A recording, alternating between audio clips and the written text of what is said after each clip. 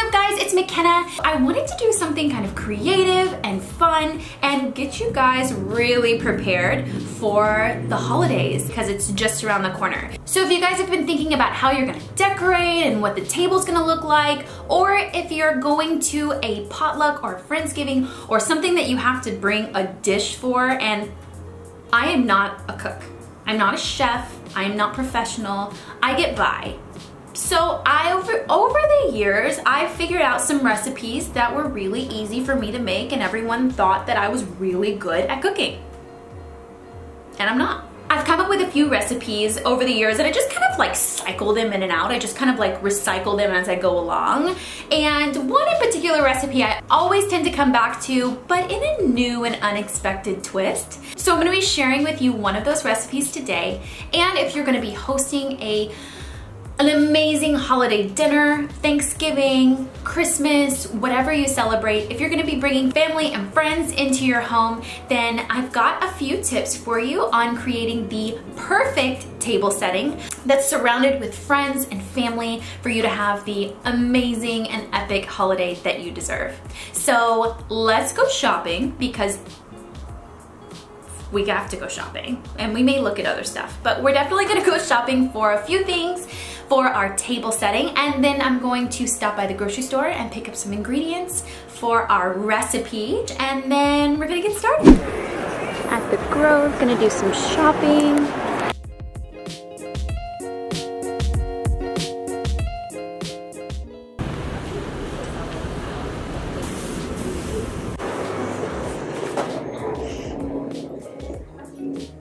We're at World Market, looking for some stuff for table settings.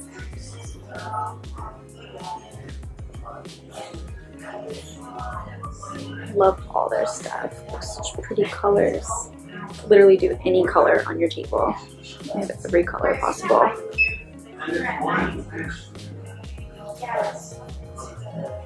Oh my god, so pretty. It's like a rainbow. This color is perfect.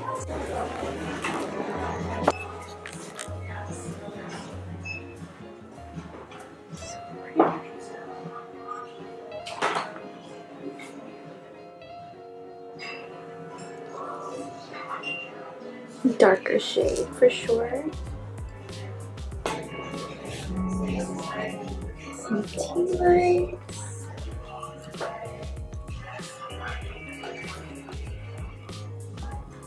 Ooh, these for sure.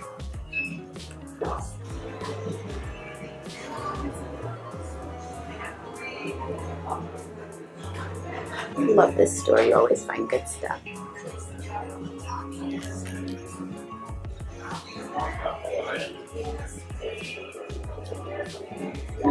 Love this for my office.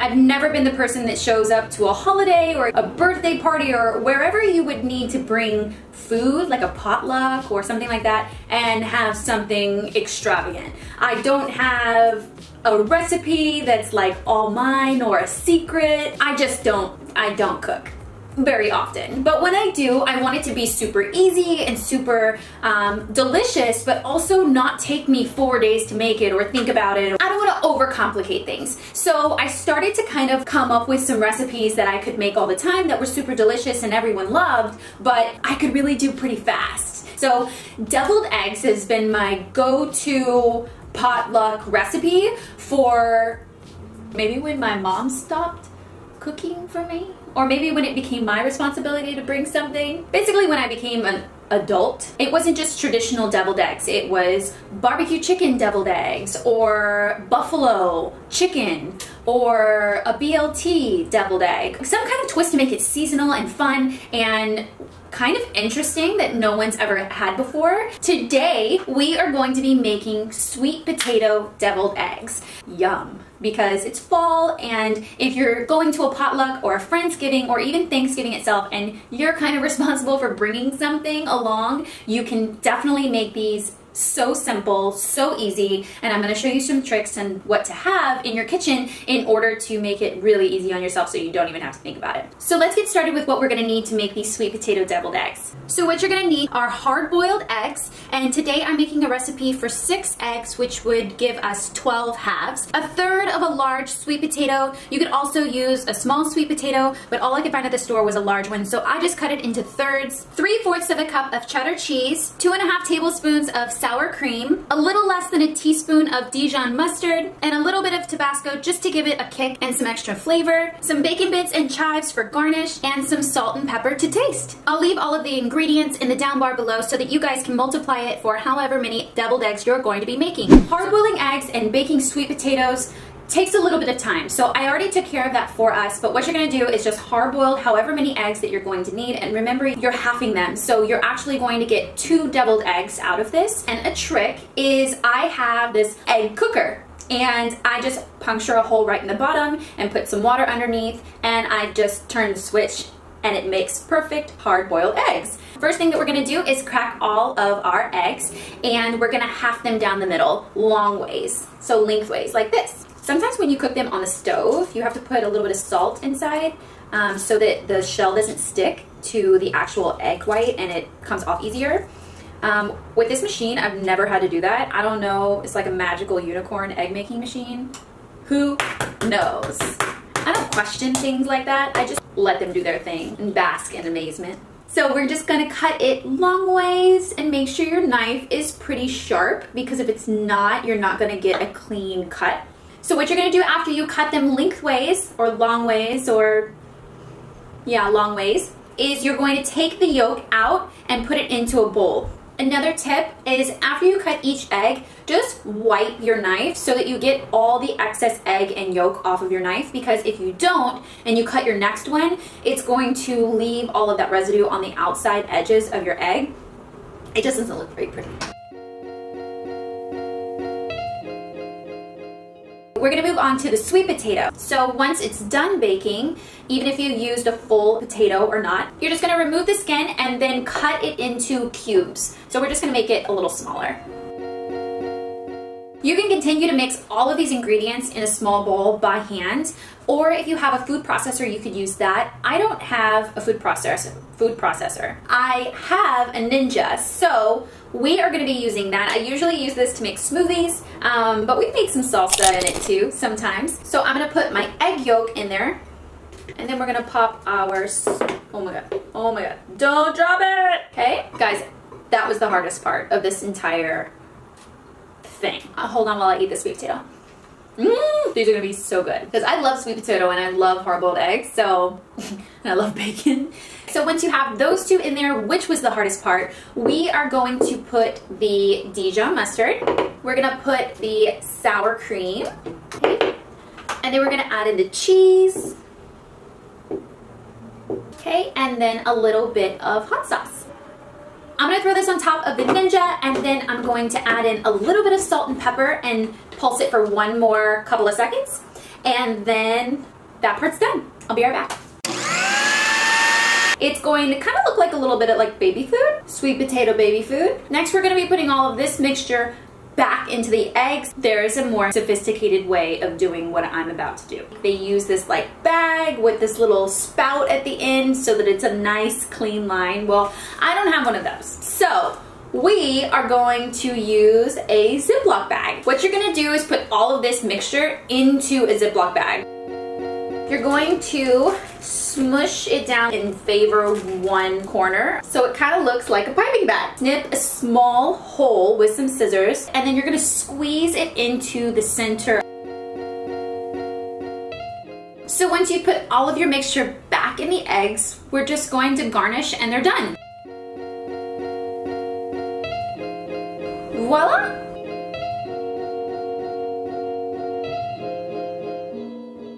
So our shopping trip earlier was definitely a success. I got everything that I needed, pairing with some items that I already had in my house. I think that we're going to be making a pretty beautiful and killer table setting today. Everyone's going to design a little differently. Everyone's going to have their own sense of style. And I hope that these guides that I'm going to give you today are going to help you kind of express your personality in your table setting and just kind of play around with color and pattern and texture while keeping it beautiful and simple and neutral. Let's get into all of the items and the elements that you're going to need for the perfect table setting for any type of holiday, and then we'll get into kind of some guidelines so that you can play around with different color and pattern. So let's get started. So the elements that you're going to need for the perfect table setting: tablecloth in a solid colored aura pattern. And just a rule of thumb, if your design on top of your table is really busy and exciting and lots going on, you definitely want to keep your tablecloth really simple. If it's vice versa and your tabletop, all of your decor and your plates is going to be super simple and minimalistic, you can opt for a more patterned, more bright and colorful tablecloth. But in this case, I kept it super neutral with this great kind of ashy gray natural linen. You're definitely going to need a dinner plate and a dessert plate. You're gonna need silverware depending on if you're making it formal or informal. You're gonna need a water glass, and here is where my pattern comes in. I wanted one pattern, and you can see that this has a really cool X pattern along the top. I picked these up from Target and they were actually on sale, so that's a good find. So you want one pattern. So if it comes from your tablecloth or it comes from your napkins or your glasses, you definitely want some kind of pattern and texture. So I opted for that to be in my glasses, and you can see that I got the matching wine or juice or tea glass as well, and it has that same beautiful design. Next, you're going to need a pop of color. So my pop of color is going to be this beautiful butter yellow, and any pop of color that you're going to pick, you need it to show up in your table decor 3 times. Not only am I going to have this butter yellow color show up in my napkins, I'm also going to have it show up in my flowers and my pears. You can do any combination of 3 that you want. You could do a napkin, glasses, silverware. You could do plates, glasses, flowers, any combination you want. Just make sure that your pop of color shows up 3 times so that it carries through your entire table setting design and makes it a really cohesive look. I'm actually using the same flowers that I used in my decorating for fall video, and if you haven't watched that, I'll link it in the top right hand corner as well, so you can definitely check it out. We go to the flower mart and find these exact flowers, which I love and have dried out beautifully. So I'm gonna be using those same flowers so that it ties everything in the same beautiful color palette. We also picked up these candle holders from World Market, and those are going to be great for our centerpiece. So you definitely want some kind of candle element. You wanna bring in a darker complementing color. I brought in this dark brown color because I loved how it went with the yellow, and it kind of just gave it a darker, deeper element, which is perfect for fall. And then you need your objects. The final piece to this puzzle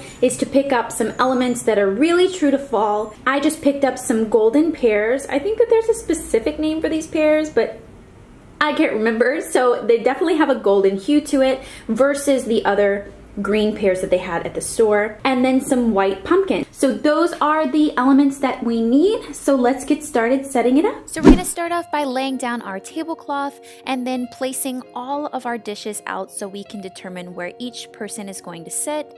Next, we're going to put the glasses on the right side, starting with the wine or tea glass at the top, followed by the water glass closer to the person. Then we're going to lay out all of our flowers in a single line down the center of the table, starting with the largest flowers on the outside of the table and the smallest on the inside. Next, we're going to start with our centerpiece of candles. So we're going to put our 2 tallest in the center and then fill in with a little bit of tea lights.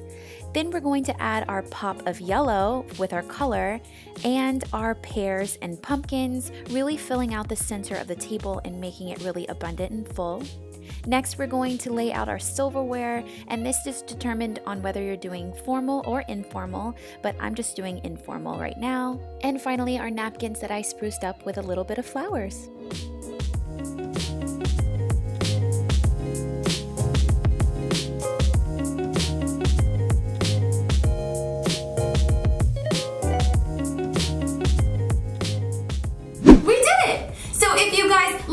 video and you feel a little more confident than you did before this video about going into the amazing holiday season, prepared and ready to have a dinner of your own or have an event, or if you were just looking for something to take to a potluck or a Friendsgiving and you're looking for an easy recipe, I hope this gave you some ideas. Definitely I want you guys to use these guidelines, but be creative and create a beautiful space that you can surround with family. So if you guys liked this video, definitely give it a thumbs up below, and if you want to follow along as I do fun DIYs and renovate my home and lots of other stuff to come, definitely hit the subscribe button below, and I will see you guys next week. Bye guys!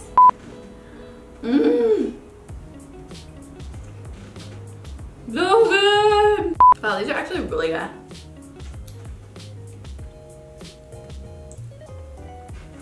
Really good. They're like sweet and salty and really satisfying. I gotta go before I eat all of these. Bye guys.